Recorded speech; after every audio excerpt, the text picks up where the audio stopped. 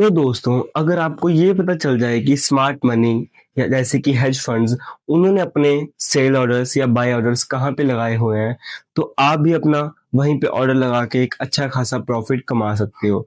तो भाई इसे पता करने के लिए हमारे पास एक स्ट्रेटजी है जिसे बोलते हैं ऑर्डर ब्लॉक स्ट्रेटजी। अगर भाई आप किसी ढंग के क्रिएटर का कोर्स बाय करोगे ना, तो उसमें भी आपसे पैसे लेकर यही सब चीजें सिखाई जाएंगी।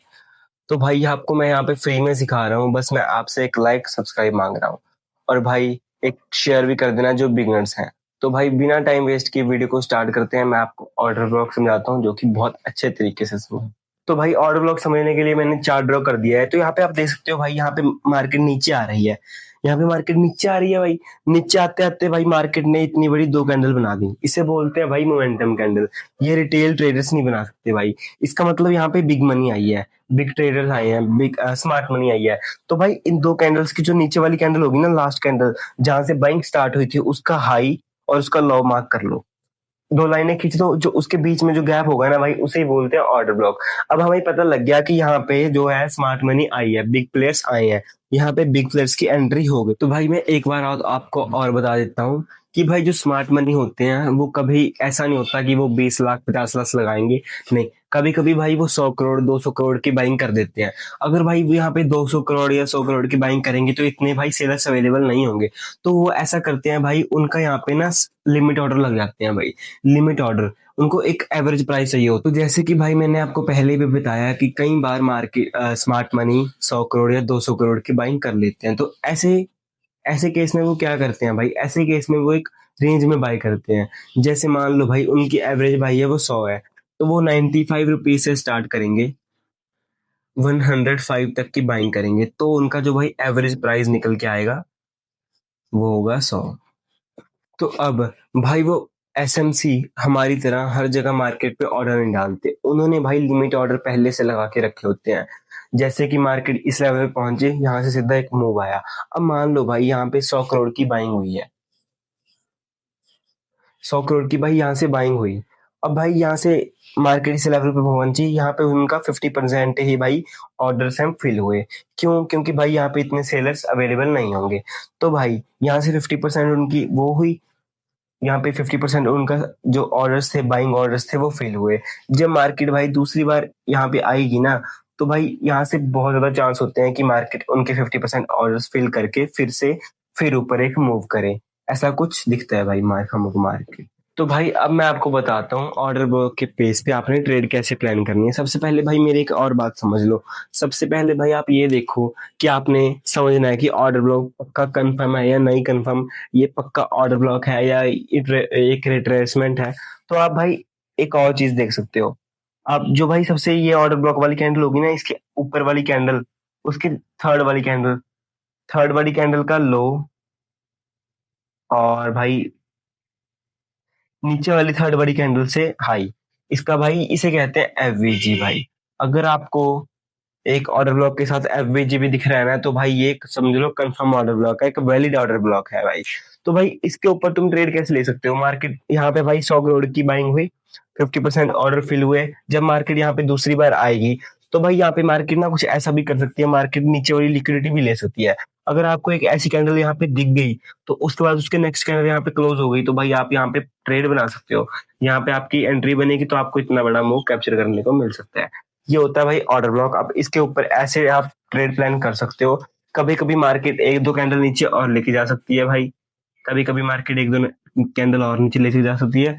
लेकिन अगर यहाँ पे ऑर्डर्स पहले एसएमसी के ऑर्डर पड़े हुए, तो आप यहाँ पे एसएमसी के साथ बैठ सकते हो, एक बढ़िया पोजीशन बना सकते हो और अपना प्रॉफिट जो बुक कर सकते हो। और भाई एक बात और मैं आपको समझा दूं, अगर यहाँ पे भाई यहाँ से बाइंग हो रही है, 100 करोड़ की यहाँ से बाइंग हो रही है, मतलब यहाँ पे 50% ऑर्डर्स थे, वही भाई यहाँ पे उठा पाए। क्यों? क्योंकि यहाँ पे भाई सेलर्स नहीं थे। अगर आपको भाई यहाँ पे क्या कहते हैं, इसको आपने एक बढ़िया वैलिड समझना है, तो यहाँ पे अगर आपका वॉल्यूम जो है भाई वो भी स्पाइक हो रहा है, यहाँ पे आपका वॉल्यूम स्पाइक हो गया, ठीक है। ये कैंडल, दो तीन कैंडलों में आपका वॉल्यूम है वो स्पाइक हो गया, ठीक है। और उसके बाद देख लिया आपने यहाँ पे वॉल्यूम स्पाइक हो गया। जब मार्केट दूसरी बार यहाँ पे आएगी, सिर्फ यही कैंडल में आपका फिर से वॉल्यूम जो है वो स्पाइक हो गया, तो आप भाई यहाँ से कंफर्म हो सकते हो कि मार्केट यहाँ से ऊपर जाने के चांस बहुत है। अगर वॉल्यूम फिर से भाई बढ़ गया ना, तो अगर भाई आपका वॉल्यूम बढ़ गया तो आप यहाँ पे कंफर्म हो सकते हो कि मार्केट ऊपर जाएगी, और एसएमसी के ऑर्डर हैं जो लग गए और यहाँ से मार्केट ऊपर जाएगी।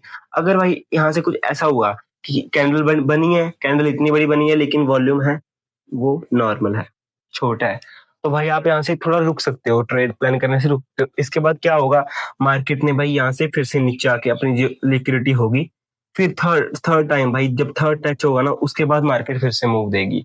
क्यों क्यों भाई, लिक्विडिटी बहुत जरूरी है। लिक्विडिटी की पिछली वीडियो भाई आपको मैंने समझाया हुआ है, लिक्विडिटी भी समझ लेना, और लिंक मैं डिस्क्रिप्शन में डाल दूंगा। और ऐसा भी कुछ हो सकता है, पहले मार्केट अगर यहाँ पे वॉल्यूम नहीं आया तो नेक्स्ट थर्ड टच में भाई वॉल्यूम आएगा, अगर थर्ड टच में वॉल्यूम नहीं आया तो फोर्थ टच का वेट करो। पेशेंस है ना भाई ट्रेडिंग में, वो ही सबसे ज्यादा एक इंसान को सफल करते हैं। पेशेंस रखो, ट्रेड को प्लान करना। अगर आप यहीं पे ट्रेड प्लान कर दोगे, वॉल्यूम नहीं आया तो आपका एसएल वो ले सकती है। अगर यहाँ पे वॉल्यूम फिर से आ गया, सेकंड टच में ही भाई वॉल्यूम आ गया, तो भाई अपनी ट्रेड प्लान कर सकते हो, बढ़िया मूव कैप्चर हो सकता है आप। तो भाई यही होता है ऑर्डर ब्लॉक। आई होप आप सबको समझ आ गया होगा कि ऑर्डर ब्लॉक क्या होता है, ऑर्डर ब्लॉक कैसे यूज करना होता है, ऑर्डर ब्लॉक पे ट्रेड कैसे प्लान करते हैं। तो भाई सबसे बड़ी एक होती है क्वेश्चन होता है बिगनर्स का, कौन सा ब्रोकर यूज करें। भाई डेल्टा एक्सचेंज से बढ़िया कोई और ब्रोकर नहीं है। कॉइन एक्सचेंज भी अच्छा है, बट मैं खुद भाई डेल्टा एक्सचेंज, भाई ये कोई प्रमोशन नहीं है, मैं पर्सनली बता रहा हूँ कि डेल्टा एक्सचेंज बहुत बढ़िया एक ब्रोकर है। अगर आप भाई मेरे लिंक से उसको ज्वाइन करोगे, मेरे लिंक से रजिस्टर करोगे, तो आपको 10% का ऑफ मिलेगा। तो भाई लिंक डिस्क्रिप्शन में मिल जाएगा आपको, तो जल्दी जाके अपना अकाउंट बनाए और ट्रेडिंग स्टार्ट करो। आप भाई 100 रुपए से भी ट्रेडिंग स्टार्ट कर सकते हो डेल्टा में।